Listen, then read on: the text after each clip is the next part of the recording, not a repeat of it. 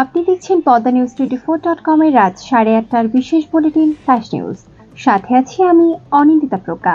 facebook.com/poddanews24 page follow করে আমাদের সাথে থাকুন। আওয়ামী লীগের নেতৃত্বাধীন মহাজোটের শরিক জাতীয় পার্টি সহ 14 দলের রাজনৈতিক কার্যক্রম নিষিদ্ধ চেয়ে লিগ্যাল নোটিশ পাঠানো হয়েছে। সোমবার জাতীয় নাগরিক পার্টির নেতা আনোয়ার হোসেনের পক্ষে অ্যাডভোকেট সালাউদ্দিন এ নোটিশ পাঠান।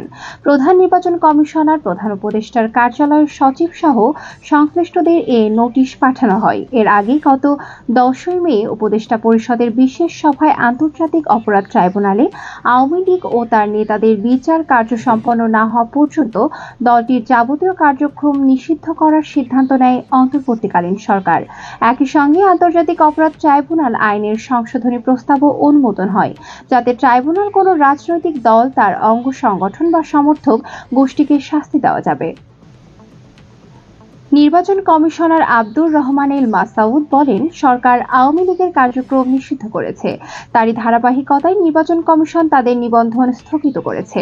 নিবন্ধনের স্থগিতাদেশ বাতিল ও প্রত্যাহার না হলে সেই দল নির্বাচন করতে পারবে না। সোমবার রাজশাহীতে সাংবাদিকদের প্রশ্নের জবাবে তিনি এসব কথা বলেন। এ সময় ইসি বলেন, প্রধান উপদেষ্টার দেওয়া সময় অনুযায়ী চলতি বছরের ডিসেম্বর থেকে আগামী বছর জুনের মধ্যে জাতীয় নির্বাচন অনুষ্ঠিত হবে। এজন্য নির্বাচন কমিশন প্রস্তুত।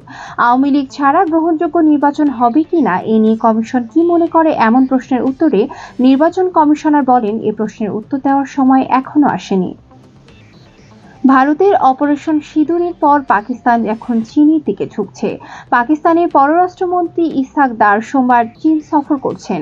এ সফরে আঞ্চলিক শান্তি, নিরাপত্তা ও দ্বিপাক্ষিক সম্পর্ক নিয়ে চীনের পররাষ্ট্রমন্ত্রী ওয়াং ইয়ের সঙ্গে তার গুরুত্বপূর্ণ বৈঠক হবে। এছাড়া চীন সফরের সময় মঙ্গলবার ইসহাক দার আফগান নেতাদের সঙ্গেও ত্রিপক্ষীয় বৈঠক করবেন। বৈঠকে আলোচনার কেন্দ্রবিন্দুতে থাকবে ভারতের সঙ্গে সাম্প্রতিক সংঘর্ষের পর নিরাপত্তা পরিস্থিতি, আঞ্চলিক বাণিজ্য এবং সহযোগিতা। চীন আগেই পাকিস্তানের ভূখণ্ড ও সার্বভৌমত্ব রক্ষার পক্ষে শক্ত অবস্থান নিয়েছে। অপারেশন সিঁদুরের সময় চীন পাকিস্তানকে আয়রন ক্লাড বন্ধু বলেও উল্লেখ করে। সেই সময় দুই দেশের পররাষ্ট্রমন্ত্রী নিয়মিত যোগাযোগ রাখে এবং উত্তেজনা কমানোর আহ্বান জানায়। অর্থনীতিবিদ দেবপ্রিয় ভট্টাচার্য বলেছেন, আওয়ামী লীগের আমলে চোরতন্ত্র প্রতিষ্ঠিত হয়েছিল। চোরতন্ত্রে ছিলেন আমলারা, ব্যবসায়ীরা আর রাজনীতিবিদরা। এখন রাজনীতিবিদরা পালিয়ে গেছেন, ব্যবসায়ীরা ম্রিয়মাণ আর আমলারা পুরো শক্তি নিয়ে পুনরুজ্জীবিত। সোমবার সকালে বহুপাক্ষিক অংশীজনের বৈঠক বাংলাদেশ অর্থনীতি 2025-26 নীতি সংস্কার ও জাতীয় বাজেট আলোচনায় তিনি একথা বলেন। এছাড়াও এনবিআর দুভাগ করার সঠিক সিদ্ধান্ত, তবে যেভাবে করা হয়েছে ঠিক হয়নি বলেও মন্তব্য করেন তিনি। অন্য বক্তারা বলেন, বিদেশে পাচার করা অর্থের কিছুও যদি আনা যেত তাহলে সেটার প্রভাব বাজেটে পড়ত। মেয়র হিসেবে ইশরাক হোসেনের শপথ নিয়ে অনেক আইনি সমস্যা ও মেয়াদ সংক্রান্ত জটিলতা আছে। জটিলতা শেষ না হওয়া পর্যন্ত কোনো সিদ্ধান্ত নেওয়া যাচ্ছে না বলে জানিয়েছেন স্থানীয় সরকার উপদেষ্টা আসিফ মাহমুদ সজীব ভুঁইয়া। সোমবার দুপুরে এক সমঝোতা স্মারক অনুষ্ঠান শেষে তিনি একথা বলেন। ডিএনসিসি মেয়র নিয়োগের ক্ষেত্রে মেয়াদ সংক্রান্ত বেশ কিছু জটিলতা রয়েছে বলে উল্লেখ করে উপদেষ্টা বলেন, আন্দোলনকারীদের জনদুর্ভোগের বিষয়টি মাথায় রাখতে হবে। এ সময় নগরবাসীর ভোগান্তি নিরসনে আন্দোলনকারীদের ধৈর্য ধরার আহ্বান জানিয়েছেন তিনি। আওয়ামী লীগকে বিএনপি পুনর্বাসন করছে এমন অভিযোগ ভিত্তিহীন দাবি করে দলটির স্থায়ী কমিটির সদস্য নজরুল ইসলাম খান বলেন, আওয়ামী লীগকে বিএনপি পুনর্বাসন করবে না, বরং কেউ পুনর্বাসন করতে চাইলে তাদেরকেও প্রতিহত করার হুঁশিয়ারি দিয়েছেন। সোমবার দুপুরে নির্বাচন বানচালের ষড়যন্ত্র প্রতিহতকরণ ও তারেক রহমানের স্বদেশ প্রত্যাবর্তনের প্রতিবন্ধকতা দূরীকরণের দাবিতে আয়োজিত সমাবেশে তিনি এসব কথা বলেন। নজরুল ইসলাম খান বলেন, 16 বছর যারা সবচেয়ে বেশি নির্যাতিত হয়েছে সেই বিএনপি কখনোই আওয়ামী লীগকে পুনর্বাসন করবে না। গণতন্ত্র পুনঃপ্রতিষ্ঠা হলেই শহীদদের আকাঙ্ক্ষা বাস্তবায়ন হবে। দলের ভারপ্রাপ্ত চেয়ারম্যান তারেক রহমান দেশে না ফেরার বিষয়ে তিনি বলেন, কোনো শক্তিই তার দেশে ফেরানো ঠেকাতে পারবে না। পাক ভারত যুদ্ধের প্রেক্ষাপটে এশিয়া কাপ থেকে সরে যাওয়ার সিদ্ধান্ত নিয়েছে ভারত।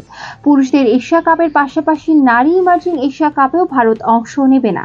ভারতীয় ক্রিকেট নিয়ন্ত্রণ বোর্ডের বরাতে সোমবার এ তথ্য নিশ্চিত করেছে সংবাদ মাধ্যম ইন্ডিয়ান এক্সপ্রেস। বলছে, ভারতীয় দল এমন কোনো টুর্নামেন্ট খেলতে পারে না যার আয়োজক এশিয়ান ক্রিকেট কাউন্সিলকে এবং এর প্রধানের পদে আছে পাকিস্তানি মন্ত্রী। এটা পুরো দেশের আবেগ। আসন্ন নারী ইমার্জিং এশিয়া কাপ থেকে তাদের নাম প্রত্যাহারের বিষয়ে এসিসির সঙ্গে মৌখিকভাবে যোগাযোগ করেছে। সেই সঙ্গে ভবিষ্যতে তাদের ইভেন্টে অংশগ্রহণ স্থগিত রাখবে ভারত। বর্তমানে এসিসির সভাপতি মহসিন নাকভি, যিনি পাকিস্তানের স্বরাষ্ট্রমন্ত্রী ও দেশটির ক্রিকেট বোর্ডের চেয়ারম্যান। গুরুত্বপূর্ণ সব সংবাদ জানতে PoddaNews24.com এর বিশেষ বুলেটিন ফ্ল্যাশ নিউজ দেখবেন প্রতিদিন রাত 1:30টায়। ফ্ল্যাশ নিউজ দেখতে ফেসবুকে আমাদের ফলো করুন facebook.com/PoddaNews24 আর ইউটিউবে সাবস্ক্রাইব করুন youtube.com/@PoddaNews24 চ্যানেলটি। নিয়মিত দেশ বিদেশের আপডেট সব সংবাদ জানতে ভিজিট করুন মাল্টিমিডিয়া নিউজ পোর্টাল PoddaNews24.com। পরবর্তী ফ্ল্যাশ নিউজ দেখার আমন্ত্রণ জানিয়ে বিদায় নিচ্ছি আমি অনিন্দিতা প্রজ্ঞা। ভালো থাকুন, সুস্থ থাকুন।